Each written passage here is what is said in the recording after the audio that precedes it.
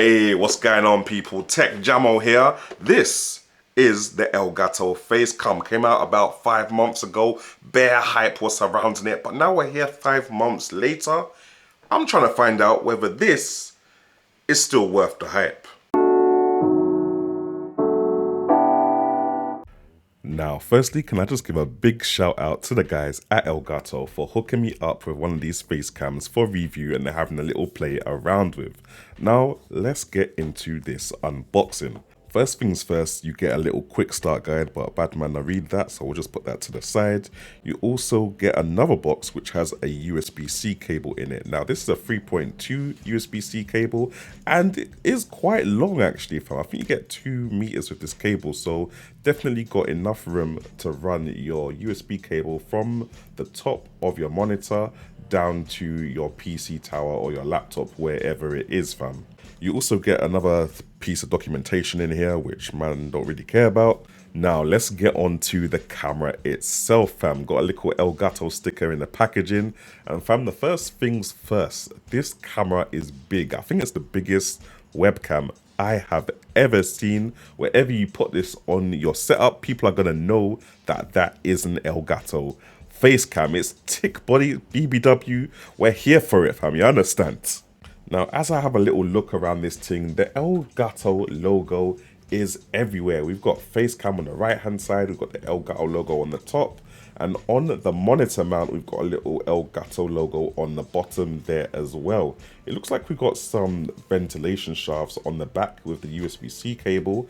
And one thing I noticed about this little monitor mount is that you can actually screw it off. And it's got a little quarter screw thread on the bottom, so you can just attach this to any mini tripod or any regular size tripod that you want, any quarter screw thread mount. You can attach this thing to it and it's not a problem at all. I feel the design though. I actually feel the design. The design is nice. It comes with a little lens mount. Yeah, no, this is very wavy. Anyway, let's get this thing plugged in. Alright people then, so we got the Elgato Facecam living its best life on top of my monitor at 1080p 60 frames per second. It's all plugged in and ready to go, and next to it we've got what's been my go-to daily webcam, some basic Amazon webcam at £42. It's got a cute little light on it. Yeah fam, it's just what I've been using before I even got the Elgato Facecam. I've not had any issues with it. And yeah, it just works. So I thought, even though the prices are so significantly different, I need to know if you guys are gonna pay more money for an Elgato Facecam.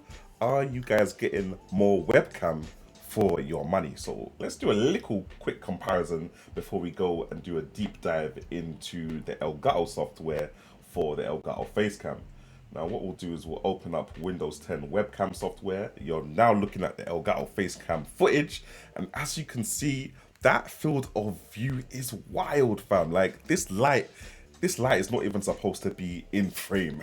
Like, it's super wild. The colors look nice and punchy. I'm happy with the resolution, to be honest. Yeah, I can't complain. Like, if I go to my standard webcam now, my old Amazon webcam, what I've been using. Oh wait, no, that's the Facecam again.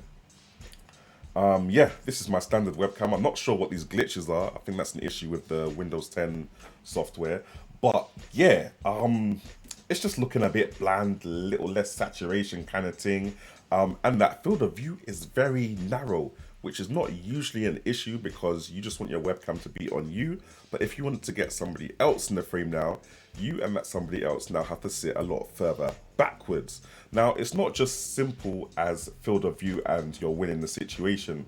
One reason that I got this really cheap webcam, the £42 thing, is because it doesn't have fixed focus. Now, 99% of cameras, webcams, do have fixed focus. So whatever you see is what you're getting. If I just switch back to the Elgato webcam, there you go. This is what you're getting, kind of thing. If I put something closer to the webcam now, this little deodorant stick, it can't really focus on that. Now this £42 webcam now, like I said fam, I have to tell you guys what it is. If I switch to the £42 webcam, as you can see, even though it's a lot less quality, if I bring this closer to the webcam, it eventually zooms in. There you go. It focuses on things that are closer to it. It takes its time, but it does do it. Which means if I'm reviewing something and you're doing that thing there, you're doing that thing, you can do that and get some nice focus on whatever you're trying to review directly from your webcam. Whereas with the Elgato Facecam, that's just not something you're able to do. Alright, now let's go into the Elgato Camera Hub app, because you already don't know Elgato does not mess around when it comes to their software. They got the banging hardware, but they got the software to back it up. And when you got the two of them together, it's a problem. Hardware on its own is just hardware. Imagine a PS5 without any games, fam. It don't work. Software needs to be there to back up the hardware. End of. Now, this is the Elgato Camera Hub app. It looks decent. Pretty much simplistic. You got some settings on the left hand side here: zoom, picture, exposure, white balance, and processing. I think they're all set to automatic at the moment. And down here at the bottom, you've got options for resolution and frame rate. Now, I think the picture looks a little bit bright. It looks a little too bright. Now, that might be because obviously I've got two lights going on here. But let me see if I can go into exposure and get it looking a little bit more natural, fam. So at the moment it's at 1/50th shutter speed and 100 ISO. The ISO I don't have a problem with, but I'm not sure what that shutter speed is doing. So we're gonna click off the automatic settings. And we've got 1/60th on the shutter speed. So what we're gonna do is we're gonna get the shutter speed to be twice what our frame rate is. Just so you can get a more natural looking photo. So if the frame rate is 60 frames per second, you want your shutter speed to be at least 1/20th or whatever is close enough. Same way, if your frame rate is at 30 frames per second, you want your shutter speed to be 1/60th. You understand? And then you want your ISO to be as low as it can possibly go, because when you introduce a higher ISO, your picture starts to get very grainy. Now, as you can see, this looks not too bad. Like, let me just go back to the automatic settings. Yeah, automatic settings, it is a lot brighter, but it's a lot more washed out. Like, what is all of this? Like, what's going on there, fam? Why are we piercing our eyes with that light? Now, if I turn it off, we go to the settings that I've just chosen. Boom. Quick 2 settings, quick ISO, quick shutter speed, and we're good to go. You've also got some picture options here: contrast, saturation, and sharpness. You do get these options in OBS as well, so at least you can change them here and not have to worry about changing them in OBS or any other app that you use this webcam with. So you can add a little more saturation if you want to. There you go. I'm going to keep the sharpness to see what happens if I put the sharpness all the way up. Damn, that is super sharp, but it starts to look a bit noisy. So I'm going to leave it maybe at 3+ for sharpness.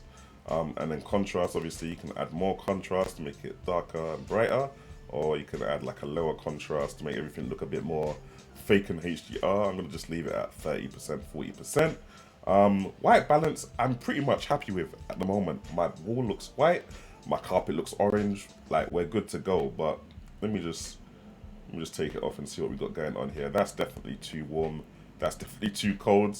I think where it had it at like 42, was it 42 or 43? That looks okay, so I'm gonna leave that how it is. Now, processing, they've got noise reduction, and I think the noise reduction is on, so let me just turn that off, as it's not very noisy at the moment. I don't really need any noise reduction. However, if I didn't have these lights on, in fact, what I'm going to do, let's just turn the lights off and see how well this webcam does without any lights backing it up. And this light is also off, so this is what most people's thing will look like if they don't have any dedicated external lights backing up your web camera. What I'm going to do, actually, I'm going to change the frame rate to 30 frames per second so we can get a little bit more light in, and then I'm going to change the shutter speed to 1/160th. There we go. And then I'm going to slightly increase this ISO so that it doesn't get too noisy. It's still noisy at like 371. Can you guys see all the noise, the little fuzziness or the pixelation thing that's going on here on my face? This is why you don't really want to put the ISO too high, fam. Like, as you can see, it's just getting noisier and noisier. But you know, at a pinch, if you did need to have no lights at all, that curtain is completely blown out now. You can't see the RGB in it or anything. But yeah, this is what it would look like with a high ISO and shutter speed. Maybe you can get away with a slightly lower ISO, maybe something like that, so you can actually see my eyes and just about see the RGB. But without a dedicated light, it's a peak situation, as you can see. Now, with that noise, as I was saying, you've got a denoiser here, so I can put that noise reduction on, and it should smoothen out the image a little bit. Kind of has done, kind of hasn't. Not too impressed with that noise reduction, to be honest. Guys, just get yourself some Elgato lights and you'll be good to go. Okay, it's got a digital zoom thing as well. Got a little digital zoom thing. Yeah. My dry lips in the morning, fam. Yeah, that's cool. Got a digital zoom. It's not an optical zoom, obviously. So the more you zoom in, the more pixelated it is gonna get. But yeah, if you need to zoom in, I'm not sure why you would do. If you want to crop or something, or you want a less wide field of view, then I guess you can zoom in and do that. Or I mean, I would just crop it from the actual sensor size and put it into your OBS or Streamlabs or whatever you need to put it into. So yeah, guys, I have to say, man is not mad at the Elgato Facecam.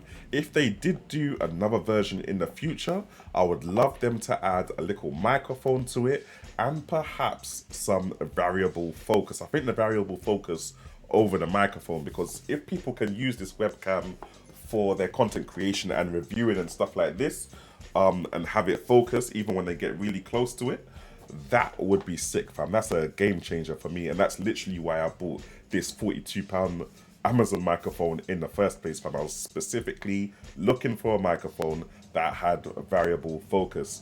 But apart from that, everything is solid on this Elgato webcam, Facecam. Alright, now let me just stop the video before Elgato throw me away for getting their product names wrong. Bless.